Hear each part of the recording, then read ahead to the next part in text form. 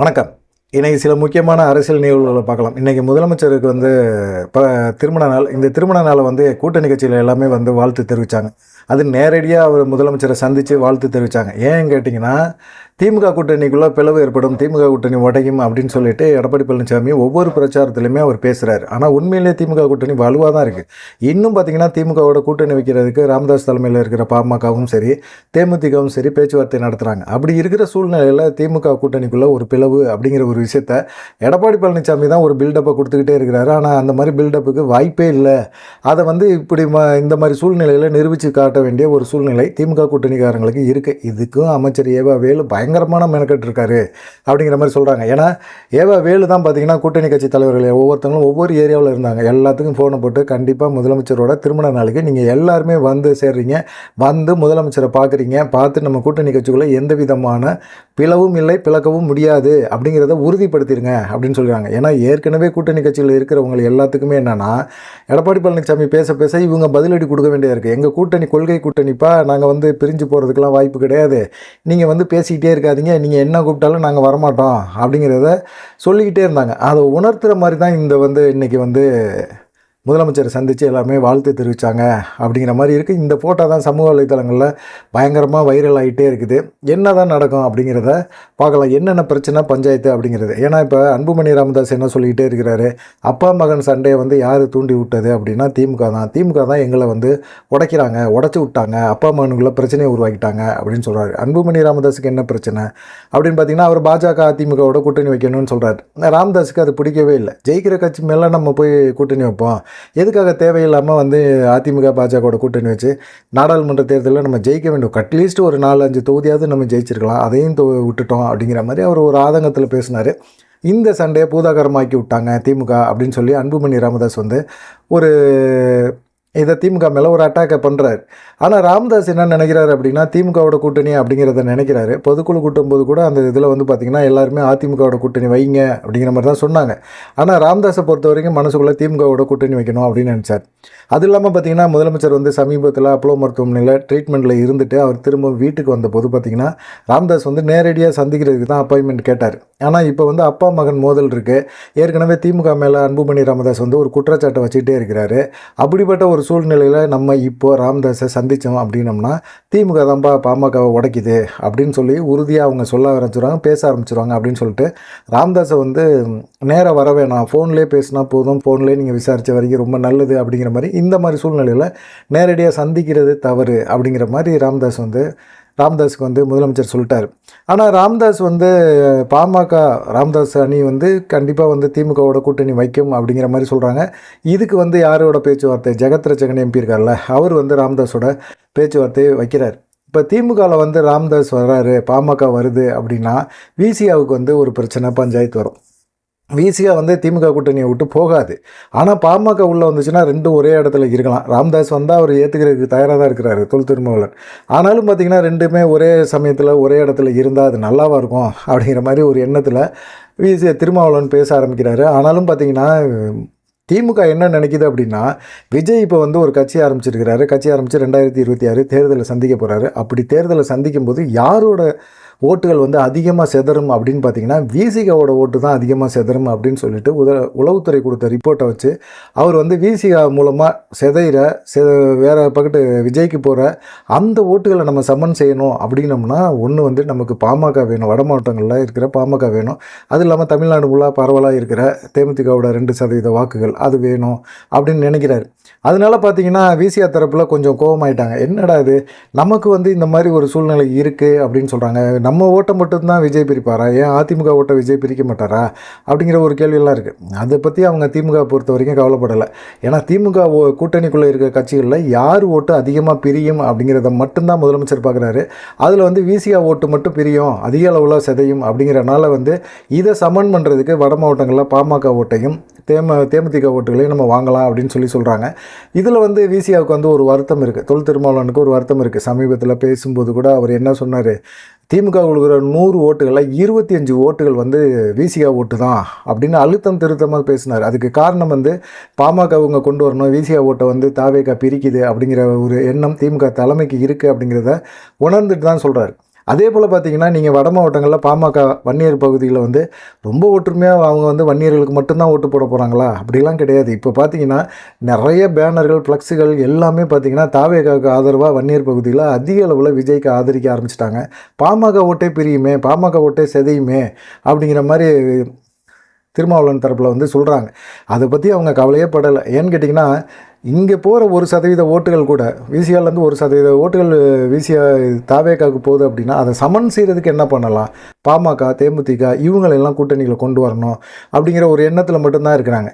இன்றைக்கி சூழ்நிலையில் திமுகவில் இருக்கிற பெண்களே, குடும்ப பெண்களே நிறைய பேர் வந்து தாவேக்காவுக்கு விஜய்க்கு வந்து ஒரு மாற்று ஏற்பாடை பண்ணி ஓட்டு போட வைக்கலாம் அப்படிங்கிற ஒரு எண்ணத்தில் இருக்கிறாங்க. கடைசி சூழ்நிலைகளில் மாறுறதுக்கு வாய்ப்புகள் இருக்குது அப்படிங்கிற மாதிரி சொல்கிறாங்க.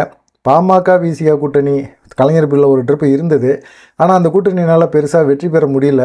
இருந்தாலும் பார்த்திங்கன்னா இவங்க வந்து முதலமைச்சர் வந்து இப்படி யோசிக்கிறாரு அப்படிங்கிறனாலையும் விசிகாவில் வந்து நிறையா தடவை வந்து திருமாவளவன் வந்து திமுகவுக்கு முட்டு கொடுத்தே பேசினார். இப்போ சமீபத்தில் தூய்மை பணியாளர் வேலையில் இருக்கல, அதில் நிரந்தரம் பண்ணுங்க அப்படின்னு சொல்லும்போது கூட அது வந்து ஏன் ஒரே ஒரு சமூகத்தை சேர்ந்தவங்க மட்டும்தான் இந்த தூய்மை பணியாளர்களாக இருக்கணுமா?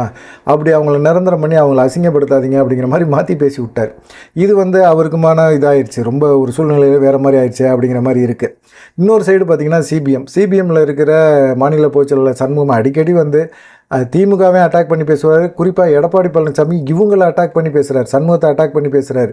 திமுக விமர்சனம் பண்ணுறத விட கூட்டணி கட்சிகளான விசிகா, கம்யூனிஸ்ட் இந்த கட்சிகளை தான் அதிகமாக எடப்பாடி பழனிசாமி குறி வச்சு தாக்குறாரு. ஏன்னு கேட்டிங்கன்னா அவங்கள தாக்குனா அவங்க கூட்டணியை விட்டு உடச்சி வருவாங்க, கூட்டணியை விட்டு வெளியே வர்றதுக்கு வாய்ப்பு இருக்குது அப்படிங்கிற ஒரு எண்ணம் வந்து அவங்கள்ட்ட இருந்துக்கிட்டே இருந்தது.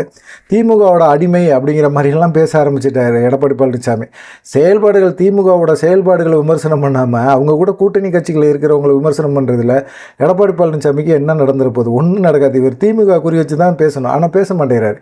இவங்க என்ன செய்கிறாங்க, திமுகவுக்குள்ளே இப்படி நடக்குது, இந்த விஷயங்களை எடுத்து பேச வேண்டியதாக இருக்குது. ஏன்னா எடப்பாடி பழனிசாமி சில குற்றச்சாட்டுகளை சொல்லும்போது இவங்க என்ன செய்கிறாங்க, கூட்டணி கட்சிக்காக நாங்கள் விட்டு கொடுக்குறோம் அப்படிங்கிற மாதிரி இல்லாமல் நாங்கள் மக்களுக்காக பேசக்கூடிய நபர்கள் தான் அப்படின்னு சொல்லிட்டு கம்யூனிஸ்டில் அவங்க சிபிஎம்மில் வந்து பேசினா திமுகவோட ஐடி விங்கும் சரி, பெண் டீமும் சரி வரைஞ்சி கட்டிக்கிட்டு சண்முகத்தை கரைய முறைன்னு சிபிஎம்மை வந்து தாக்கி சமூக வலைதளங்களில் பேச ஆரம்பிக்கிறாங்க. இதெல்லாம் பார்க்கும்போது அவங்களுக்கும் ஒரே டென்ஷன் ஆகுது, என்ன பண்ணுறதுனே தெரியல. இப்போ காங்கிரஸ் கட்சி இருக்குது. காங்கிரஸ் கட்சிக்கு என்னன்னு கேட்டிங்கன்னா கடந்த முறை வந்து 25 சீட்டு கொடுத்தாங்க. இந்த முறை 25 சீட்டு கொடுப்பாங்களா அப்படிங்கிற ஒரு டவுட்டுமே இருக்குது. ஏன்னா காங்கிரஸோட தொகை எவ்வளவு, காங்கிரஸ் எவ்வளவு தூரம் செயல்பட போகிறாங்க அப்படிங்கிற மாதிரி இருக்குது. அது இல்லாமல் செல்வ பெருந்தகை வாயை வச்சுக்கிட்டு சும்மா இல்லாமல் தேமுதிக வந்தால் ரொம்ப நல்லது, எங்கள் கூட்டணிகளை வந்தால் நாங்களும் சந்தோஷப்படுவோம் அப்படின்னு சொல்லிட்டார். வேலை ஒரே டென்ஷன் ஆகி சரி அப்போ உங்களுக்கு கொடுத்த 25 சீட்டில் கொஞ்சம் பாதியை பிரித்து அவங்களுக்கு கொடுத்துடலாமா அப்படிங்கிற ஒரு கேள்வியை கேட்டேன்னா, எப்பா 25 சீட்டு கடந்த முறை கொடுத்ததே கொடுங்க, அது கம்மியாக கொடுத்துட்டிங்கன்னா நான் தலைவராக இருக்கிறதுக்கே தகுதி இல்லைன்னு சொல்லி காங்கிரஸ் மேலிடத்துக்கு எல்லாம் புகார் போட்டுருவாங்க அப்படின்னு சொல்லும்போது இல்லை உங்கள் மேலிடத்தோடு நாங்கள் பேசிக்கிறோம், நாங்கள் பேச்சுவார்த்தை நடத்திக்கிறோம், ஒன்றும் பிரச்சனை கிடையாது அப்படின்னு நினைக்கிறாங்க.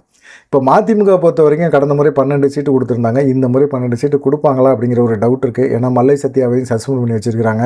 அதனால் பெரிய அளவில் வந்து மதிமுக அப்படிங்கிறது எல்லாருமே திமுக கூட்டணிக்குள்ளே இருக்கிறனால திமுக சப்போர்ட்டில் வந்து அவங்க ஜெயிச்சு வந்துடுறாங்க அப்படின்னு சொல்லி திமுக தலைவர்கள் நிறைய பேர் வந்து திமுக மேல் இடத்தோட சொல்ல ஆரம்பிச்சிட்டாங்க. இதனால் வந்து திமுகவுக்கும் ரொம்ப ஒரு மாதிரி பிரச்சனையாக போச்சு. என்ன பண்ணுறதுன்னு தெரியல. ஏதாவது ஒன்று பண்ணி இவங்களை வந்து சமாதானப்படுத்தியே வச்சுக்கணும். தொகுதியை கம்மியாக கொடுத்தாலும் அவங்க மேலே அதிருப்தியில் இருக்கக்கூடாது அப்படின்னு நினைக்கிறாங்க. அதே போல் கடந்த முறை வந்து பார்த்திங்கன்னா தமிழக வாழ்வுரிமை கட்சி வேல்முருகன் வந்து பண்ருட்டி தொகுதியில் இருந்தார். இப்போ நெய்வேலி தொகுதியை கேட்டுக்கிட்டு இருக்காரு. அது இல்லாமல் பார்த்திங்கன்னா இப்போ நாம் தமிழர் கட்சியிலேருந்து நிறைய பேர் வந்து தமிழக வாழ்வுரிமை கட்சியில் வந்து சேர்ந்துட்டு இருக்காங்க. இதை காரணம் காட்டி எங்களுக்கு வந்து ஒரு தொகுதி மட்டும் கொடுக்காதீங்க, 2-3 தொகுதி சேர்த்து கொடுங்க அப்படிங்கிற மாதிரி அவரும் பேசிகிட்டு இருக்கிறாரு அப்படிங்கிற மாதிரி இருக்குது. ஆனால் வந்து திமுகவை பொறுத்த வரைக்கும் என்னென்னு கேட்டிங்கன்னா 2021 சட்டமன்ற தேர்தலில் திமுக கூட்டணி கட்சிகளுக்கு என்னென்ன தொகுதிகளை கொடுத்தோம், அதோட ரிப்போர்ட் என்ன அப்படின்னு சொல்லி உளவுத்துறை மூலமாக கேட்டிருக்காங்க. கடந்த முறை பார்த்திங்கன்னா திமுக கூட்டணி மொத்தம் வந்து 159 தொகுதியில் ஜெயிச்சுது. திமுக வந்து 125 தொகுதியில் ஜெயிச்சுது. மதிமுக 4, மனிதநேய மக்கள் கட்சி 2, கொங்கு மக்கள் தேசிய கட்சி 1, தமிழக வாழ்வுரிமை கட்சி 1, காங்கிரஸ் 18, விசிகா 4, சிபிஎம் 2, சிபிஐ 2. இப்படி திமுக கூட்டணி கட்சிகள் மொத்தமாக வந்து 34 தொகுதிகளை ஜெயிச்சிருக்காங்க. இந்த 34 தொகுதிகளில் திமுக கூட்டணி கட்சிகளோட செயல்பாடுகள் என்ன அப்படிங்கிறத வந்து இப்போ உளவுத்துறை மூலமாக ரிப்போர்ட்டு கேட்டிருக்காங்க. ரிப்போர்ட்டில் வந்து நிறைய தொகுதிகளில் வந்து இந்த எம்எல்ஏக்கள் சரியாக செயல்படலை அப்படிங்கிற ரிப்போர்ட்டு தான் வந்திருக்கு.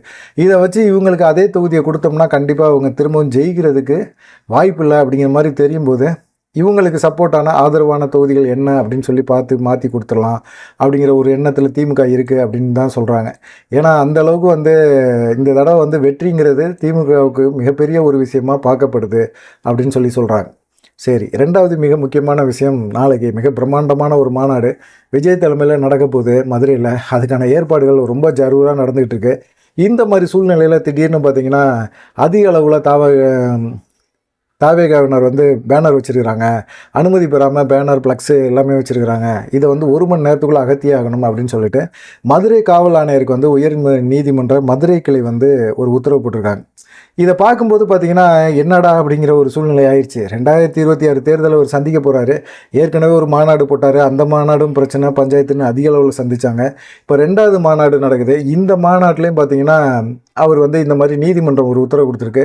இந்த மாதிரி சூழ்நிலையில் ஒரு 100 அடி கொடிக்கம்பம், இந்த கொடிக்கம்பத்தை நிமித்தி வைக்கிறதுக்குள்ளே பார்த்திங்கன்னா அது சாஞ்சு ஒரு காரில் விழுந்து காரு நொறுங்கி போச்சு. தினேஷுங்கிற ஒரு காரு, அவரு கலங்கி போய் நின்ட்டார். ஏன்னா காரில் வந்து நின்றது ஒரு குத்தமாடா அப்படிங்கிற, அதுக்கு கொடிக்கம்பம் சாயுங்கிறது அவங்க எதிர்பார்க்காத ஒன்று. யார் மேலேயும் அடிபடாமல் போச்சு. அது வரைக்கும் சந்தோஷப்பட்டுக்கணும். காருக்குள்ளே எவனாவது இருந்திருந்தானா காரு அப்பளம் மாதிரி நொறுங்கினதில் அடிபட்டிருப்பாங்க அப்படிங்கிற மாதிரி எல்லாருமே பேச ஆரம்பித்தாங்க. அந்த தினேஷ் அப்படிங்கிற நபர்கிட்ட விஜய் பேசிட்டார். கண்டிப்பாக ஒரு புது கார் வாங்கி கொடுத்துருவாருன்னு வச்சுக்கோங்க. அது ஒன்றும் பெரிய பிரச்சனை கிடையாது. இதில் என்ன கொடுமைன்னா, திடீர்னு என்ன இது ஃப்ளெக்ஸி பேனரை வந்து 1 மணி நேரத்துக்குள்ளே அகற்றணும்னு நீதிமன்றம் சொல்லியிருக்குது அப்படின்னா, இது வந்து என்னென்னா திட்டம் போட்டு ஒரு விஷயத்தை நடத்துகிறாங்க, விஜய்க்கு எதிராக வந்து காயின் ஊற்றுறாங்க அப்படிங்கிறது தெரியுது. ஏன்னா எடப்பாடி பழனிசாமி சுற்றுப்பயணம் போகிறாரு, பிரச்சாரத்துக்கு போகிறாரு. இந்த ஏரியா ஃபுல்லாக பார்த்திங்கன்னா கொடிகம்பம், பேனரு, ஃப்ளக்ஸு, ஒரு பேனர் ஃப்ளக்ஸு ஒரு அலங்கார வளைவே சாஞ்சு அவர் வண்டி மேலே உழுவ பார்த்துச்சு, பிரச்சார வண்டி மேலே. பின்னாடி வந்த பாதுகாப்பு வண்டியில் விழுந்துருச்சு. அந்த மாதிரி இருக்கும்போது அதுக்கெல்லாம் நீதிமன்றம் எதையுமே பேசலை. திமுக வந்து நிறைய விஷயங்களை பண்ணுறாங்க. எல்லா விஷயங்களையும் திமுக வந்து அந்த பேனரு, ஃப்ளெக்ஸு, அலங்கார வளைவு எல்லாமே பண்ணுறாங்க. ஆனால் இதெல்லாம் கண்டிக்காத ஒரு நீதிமன்றம் வந்து தாவேகாவினர் மட்டும் உடனே இது பண்ணுறாங்களே அப்படின்னு பார்த்தீங்கன்னா, நாகப்பட்டினத்தை சேர்ந்த ஒரு அருளரசு அப்படிங்கிற ஒரு நபர் என்ன செஞ்சுருக்கிறாரு, மதுரை உயர்நீதிமன்ற கிளையில் வந்து ஒரு இதை போட்டுருக்கிறார்.